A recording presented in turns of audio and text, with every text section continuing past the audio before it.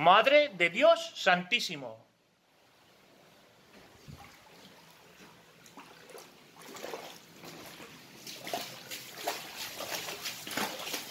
Pues nada, aleluya.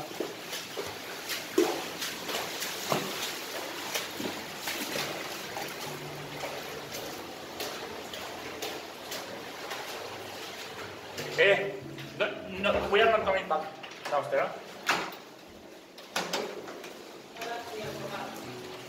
No bajamos ya, se acabó. Hi guys, I'm Paul. And I'm Bea. And this is Everything is Boffo. Today we're giving you an update regarding the recent flooding here in the province of Valencia. Since the tragedy, we have been receiving messages asking us if we are okay and asking us to explain if the city itself was affected. Valencia City, where we live, was not affected, but unfortunately, the surrounding cities have severe flooding and devastation. To date, there are 223 reported deaths, 32 missing, and more than 75,000 homes in 47 municipalities affected by Dana. In this video, we're going to share with you the story of one of those families who lost their home and everything in it. Our friends Liezl, Raul, their 2-year-old son Angel, and Raul's mom lived on the ground floor of their home in Benetúser. Paul and I decided it was best if we let them tell their story.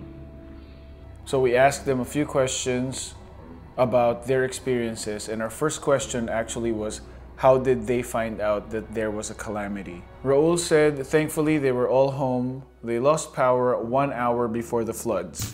Their baby was afraid of the dark, so Raul opened the door to let the light in, and that's when he saw the water already knee-deep. Liezl says they had no idea until they heard the neighbors shouting. Liezl is used to the floods in the Philippines, so she had the presence of mind to grab her Philippine documents and to throw their mattress on top of the sofa before escaping to higher ground. So the mattress was saved because the sofa floated up with the flood and the mattress on top kept clean. Raul tried to save his beloved comic book collection by putting it on a shelf, not expecting that the water was to rise up to 6 feet, so he lost that comic book collection. Thankfully, their uncle lives on the floor above them, so they were able to escape, and that's where they have been staying ever since. We also asked them what kind of assistance did they get and how it was being handled. Raul said from the authorities, there was no assistance at all. The day of the incident, they were all alone. No ambulances, no trucks could arrive due to the water level. With the help of their neighbors, they managed to save 4 people by throwing ropes between their buildings so that they could pull to the first floor those people who got trapped on the street, and it was a matter of time before the water could take them away.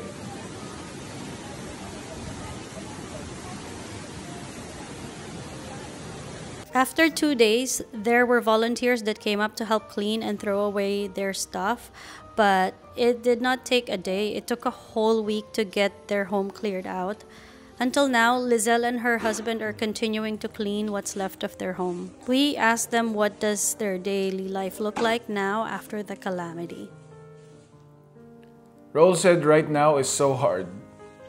They lost everything that the water touched. They are a bit isolated because the public transportation is limited and crowded. Plus, they lost the car and they don't have too many places to go. Their daily routine right now is to stay home until the streets are more or less cleaned, and they only go out if they need food. They are waiting for the call from the insurance so that they can come and check the house for a future indemnization. Right now, they don't feel comfortable. Their daily routine changed to just waking up, eating, and then sleeping, and also worrying about their future. There are no groceries open, so everyone in the barrio, not just those with the flooded houses, are needing donations. We also asked them what do they want people to know. And Raul wants the people to know that we must be ready for these kinds of calamities. When something like this happens, most of us get surprised and not ready. People have no evacuation plans, no bag with first aid kits, So what he will personally do when he recovers normality is to prepare tools and all that they need in case something like this happens again. And Liezl also wants people to know that they are alive and safe, and thankful for all of the people that have helped them and are continuing to help them. At the time that we're making this video, it has been 2 weeks since the flooding in the Valencia province. Raul says that the trucks that came to clean their streets are not from the government. They are private citizens that volunteer their time and equipment. He's received food donations from the City Hall of Valencia after falling in line for 2 hours.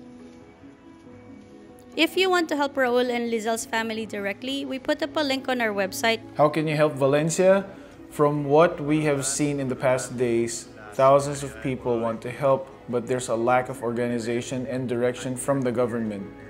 Busloads of people waited hours to be dispatched to areas, hours that could have been used another way for some of them.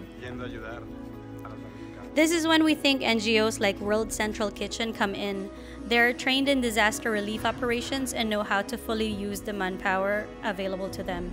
If you're outside Spain, a donation to World Central Kitchen so that they can expand their operations. Or if you're in Spain, you can also sign up to volunteer at their volunteer hub. Other ways to help would be to give blood. You have to speak Spanish to answer the medical questions. You could also help sort out donations, cook food, lend a spare room, deliver to the affected areas, and clean the affected areas. These and others are listed in our website. There are also Facebook groups and WhatsApp groups that post volunteer and donation information. You can also help the economy of Valencia recover quicker by shopping at small businesses.